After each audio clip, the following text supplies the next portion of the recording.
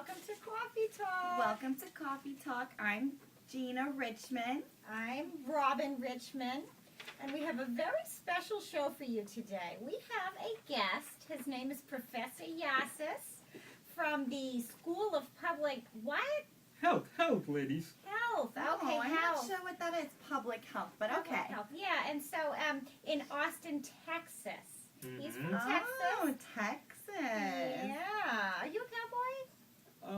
I've seen some cows, yes. Okay, all right. Well, Okay. he's going to talk to us today about a project that he's working on border violence. So he's going to tell us a little bit more about border violence and why it's a problem.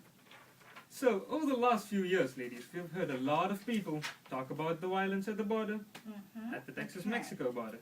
And some people say it's increasing a lot and it's creating all these problems. But some other people are saying, well, it's the same way it used to be before. So we need to find out what the truth is. And that's why we decided to do this project. You know, I did read this, and it's a bunch of gobbledygook. It didn't really make any sense, and Too so much. you're going to have to break it down for us. What is your hypothesis? Well, we have three main hypotheses in our study. Okay. The first hypothesis is that the people who report violence will be mostly poor, you know, a low socioeconomic status. We're going to look at that. And the second hypothesis that we have is that the people who report violence will have more problems which are like stress-related, medical problems, you know, like hypertension, cardiovascular disease, Okay. and all those problems. Right, okay, like schwitzing? Yeah, like switching. Okay. And the Oh, third terrible. hypothesis that we have Terrible. is that those who report these violent things also have a lot of mental health problems, you know, like depression and anxiety and substance abuse disorders. Oh, like drugs. drugs. Exactly Oh, like no. drugs. Yeah. So Okay. we're going to look Like at all our of those cousin three Vinny. things. Benny. Mm. All in the drugs. Oh. So how is this new? I feel like I've read on the news and heard from people there's lots of violence in Texas on the border, blah, blah. So what's different about your study? I'll tell you what's innovative about our study. There's a Okay. lot of very innovative things. A lot of previous studies have looked at this population, but you know, they've not actually asked the people about what they see and what they do. They've just looked at crime statistics and all that nonsense. So we're going to go to the people and ask them, and we're going to look at both adolescents and adults because they are separate, and so we're going to treat them separate and look at them separate. Okay. So tell us, how exactly are you going to do this? I cheated. I read it.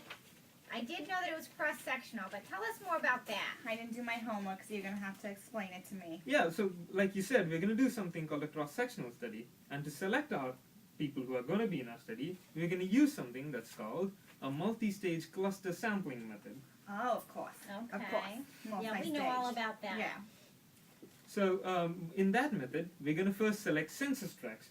You know, from all these 14 Texas border counties, we're going to select census tracts, and then from those census tracts, in the second stage, we're going to select households. Okay. And so both of these Ah. selections that we're going to make are going to be based on probability, you know, just chance. Anyone can be selected in those. So if I was living there, you could be going to my house. Exactly, we could Okay. come straight to your house. Okay. And after coming to your house, we'll make a selection as to who we are going to interview in that house, because your house is going to have a lot of people, right? So that will be the next stage, the selection of people from those households. Okay. So who can be in the study? Can we be in the study? We establish things called as inclusion-exclusion criteria for our Ah. study, okay? Ah, okay. And based on that, we're gonna select people who are like 13 to 44 years, who are actually living in those households at the time of the study, you know, Okay, 13 to 44. and they need to be able to answer the questions that we ask them. That's very important for our study. Okay. So what kind of questions are you going to ask? Yes, you have your people, so then what are you going to do with them? Oh, before the questions, I'll tell you how many people we need for the study. Ah. that we use sounds we, great, we use yes. some complicated mathematical formula, you know. I've included them in I there. saw it. It was frightening. So, and we use them, and the reason we use them is to make sure that we are confident that our results are actually reflective of what we're going to look at, okay? And based on that, we've calculated that we need around 9,000 people for our study. Oh Okay. my, okay. That's a lot of people. Yeah, it's quite a bit of people. Okay, and then to the questions that we're gonna ask them, to do that, we developed a very, very good-looking survey instrument. You know, Good looking like you? Oh, are you single, by the way? Yes. Oh. Oh. You should meet our niece. Yeah, Tiffany. She's quite a looker. Okay. Maybe later after we finish. Oh, after this. Okay, go ahead. Go ahead. We'll talk later. So in our survey instrument, we have 4 parts. Okay, and the first part is called the demographic data collection part. You know, where Okay. we're gonna ask them their age and their gender, the date of birth, the race, ethnicity, income, all those things that we need. Lots of important things you asked me now. Oh, yeah. And the second part of our study is the main instrument, which we call the Survey of Exposure to Community Violence, or the SECV. Okay? Okay. And this is a really interesting instrument in that it's been validated before by other people. Okay. Okay. Validated, very good. Very good. And we're going to look at a whole lot of things in this instrument, It's going to look at violence and all different kinds of violence. Like what? Like being chased, or drug activity, or accidents, or, forced entry, arrest, slapping, hitting, the whole shebang. The whole shebang. Oh, okay. Okay, and Okay. the last 2 parts of our instrument, the first one is going to look at the physical health outcomes, like the cardiovascular disease, and all these we got from something called the NHANES study, Okay. another really big study, and we just used those instruments, and we developed something that's very unique to us, and we're going to look at both the physical health outcomes and the mental health outcomes, the depression and the anxiety. Okay. Oh, the fabulous. depression. Fabulous. So then, you know what you're going to ask them. How are you going to get out there and collect that data? So we're going to hire a lot of data collectors, really smart people Okay. who can actually... we can help you. Yeah, Yeah. we're wicked smart. Yeah, we can go. Okay, and we're going to use those data collectors and send them out. We're going to train them for 2 weeks, to make sure they're all really good and, they collect the data as we want them to. Okay.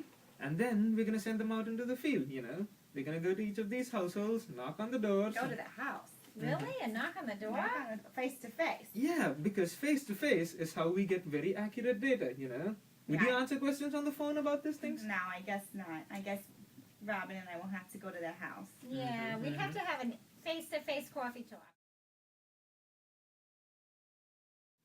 Okay, so what kind of obstacles do you envision with this data collection? Well, like I described, the major problem with our population is that they always keep moving all over the damn place all the time. Oh, Oh, boy. You know, my. They never Okay. stay in the same place. So we need to make sure that, we keep reselecting our study population each time, and to make sure we obtain the required number of people we need.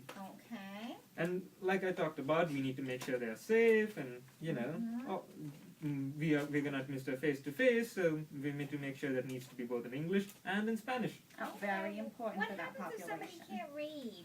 Well, we always have the data collectors who will be trained to, explain the questions to them and get the answers from them. Okay. So then once you have the data, what do you do with it? The stats. Mhm. We want to know about the statistical analysis. Yeah, so we're going to use something called a multivariable multinomial logistic regression modeling. Oh, okay, of course. We're going to use that, and to make and using that, we'll get the results that we need. And we can also control for all of these other things, like the age and the gender and the race, ethnicity, and all that. These things always mess up all those models, and we don't want them in there, so we're just going to control for them. Okay, Oh, sounds excellent. good. And Very using smart. that, we're gonna get like estimates of how much being exposed to violence causes all these problems, or how much is associated with the socioeconomic status and all that. Okay, all right, that's perfect. Okay, wonderful. Well, how soon are you going to get started? Well, as soon as I get the money for this project. Funding, of course. Oh, the Of funding. Well, we've got about 3 million viewers, so hopefully somebody will give you some money. Give me You money, get give me money. started. Yeah, and if not, at least maybe somebody out there will want to be your wife. Yeah, we can get you a wife. Okay, That fine. sounds good, right? Mhm. All right, excellent. Well, thank you so much. This has been very illuminating. Thank you, ladies. Thank you. Good. Thank you, Mr. Yassis. Please come back and join us for Coffee Talk next week. That's right. Have a wonderful week.